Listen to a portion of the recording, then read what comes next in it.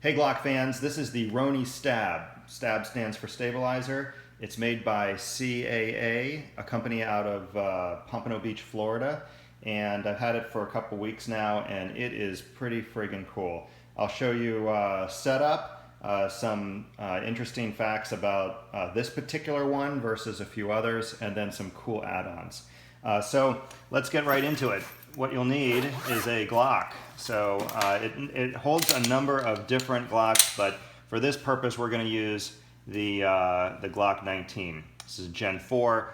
I don't think it really matters. So in the box you get the RONI Stab. I've added some stuff to it. You don't get the iron sights, you don't get the red dot, you don't get the laser. You just get this particular the meat of it. I've got the flashlight here in the box. I'll show you that. I've got the thing you use to rack the slide. I've got another GoPro mount, so we'll go ahead and throw that on the floor. But this is basically what you get. The idea is that your Glock goes in here. You'd pull your Glock trigger just like normal. And I've got some video at the end to show you. It's fun to shoot. I gotta tell you, it is fun to shoot. So the way it works is you pull the outside off or out like this by pushing up on these two pins. So this one's already out. This back one isn't. So we push up on the pin and slide this out like that. Then you have to pull up on this rubber part here to open up the chamber where your Glock goes. So first you need to put this plastic slide, this is how you're gonna rack it, kind of AR style, so to speak. But you just press that down. It's got an area for the sights to come up through, and you want that to be flat and on there good. And you can see this is how you're gonna do that once it's in. You got to kind of weave it in here a little bit, getting that back finger right here in. So it goes in just like that. And then this will come up around it, pull up on this rubber part here, and it just goes together. It's super easy. Slide this forward, push down on the pin, slide the front backwards, pushed in on the pin, turn these screws to engage them, and if I were going to actually shoot this, I take a little coin and just give these a couple more turns. You could also carry around a little screwdriver with you, but you want to screw these down so that they're snug. They don't need to be crazy tight, just snug, and that is it. You are done. Load up your magazine. You could get a high capacity magazine. That would be more fun.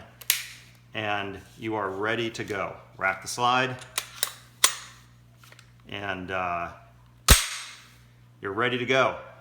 So here's some. Here's what this part's for. It's called a stabilizer, so that you can put this on your arm like this. Let me bring up my sleeve and lock it down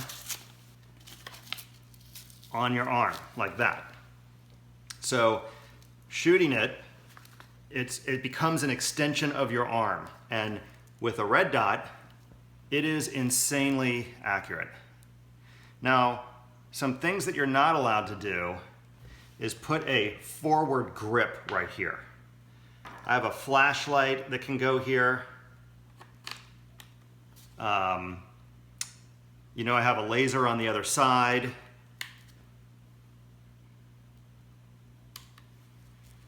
But you can't put a grip here. That makes it illegal. You also can't hold the butt up to your shoulder. That would be considered illegal. So the red dot really serves well because when you're shooting this, you can imagine your arm is outstretched, and using that red dot is proven to be the most accurate way for me to shoot it. I did put iron sights on, and I have this one backwards because it fit better. I think I'm going to turn it around, but the iron sights, you can see right through the red dot lens if you wanted to use them. I can tell you that whether you're using the iron sights or you're using the red dot, the thing makes the Glock crazy accurate. It is really a lot of fun to shoot. The laser, of course, helps also. This is sighted in at, I think, 30 yards. But you'll see the quick clip at the end. I mean, I'm probably 40 yards, 35 yards, and every shot right on target. And I wasn't even trying. Now, I want to figure out a way to hook my my GoPro up to it. I bought 2 GoPro mounts, and the problem is I really kind of ran out of room. If I mount the GoPro up here, right, that would work. But then I miss kind of the action of the, I'd have to loosen it up to get it on there. There we go. If I put the GoPro here, that would be fine, right? But I missed the perspective of the gun. Ideally, there would be a rail right here. That would be perfect. If I could mount the GoPro, of course I have to turn it around. So let's just flip that sucker around. And if I mounted a little rail right here, it wouldn't interfere with anything. But then I could put the GoPro all the way back here, and you would get everything. It's such a wide angle. You would get the red dot. You would get the shells ejecting. You would get my hand in there on the trigger. You would see the laser. So I think that's what I'm going to do, is figure out how to mount a little rail right here and have it not interfere with how this needs to slide back and forth to get your Glock in and out. Needs to slide back and forth. There's a little bit of clearance right there.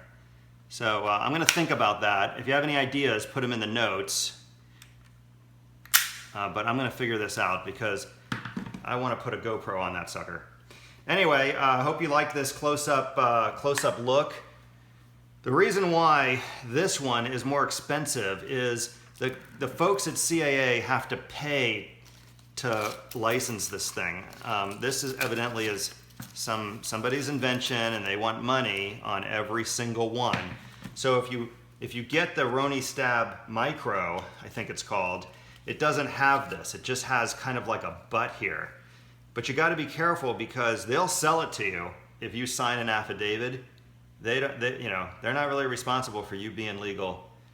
I get that, but if you are caught at the range without the proper license, this one requires no license. I mean, the only way you're going to get in trouble is if you hold this up to your shoulder, or you put a grip up here. If a federal agent or whatever were to know what they were looking for, they could take it away from you. You could get in trouble.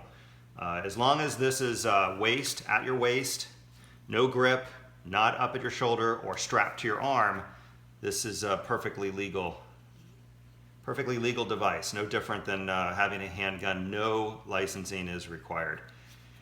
By the way, I got this red dot. If you've ever looked at red dots, this was $30 on Amazon. This laser was maybe $25. These sights were maybe $8 each. This flashlight came with the laser, I think. Super cheap. So here's the thought process on buying this cheap crap from Amazon. When you mount this stuff to your gun, it's getting so much abuse. It's getting hammered back and forth, and that's what breaks them. You could feel pretty confident buying the cheap crap for your RONI because it doesn't get any abuse. The gun the device absorbs the shock. This red dot is going strong. It's only been a couple weeks, but it works fine. Flashlight works fine. Laser works fine. I just didn't feel like spending a lot of money for something that I'm going to play with, very infrequently, frankly. for this purpose, the cheapy red dot is working beautifully. I'm actually pretty surprised. Now, I wouldn't mount that on top of you know, my MOS Glock, right? Because it's going to be taking a bunch of abuse. In fact, you can't even mount that up there. But you know what I mean. There's really not a lot of abuse that's happening because the thing takes all the shock out of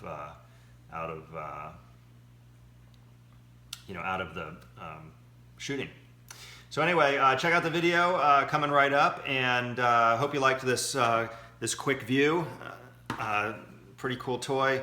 I'll do an update when I get my GoPro mounted on there, which I'm pretty excited about. I definitely want to do that. So hopefully there'll be some cool video from that coming up soon. Thanks for watching. Please subscribe to my channel. I post new videos all the time.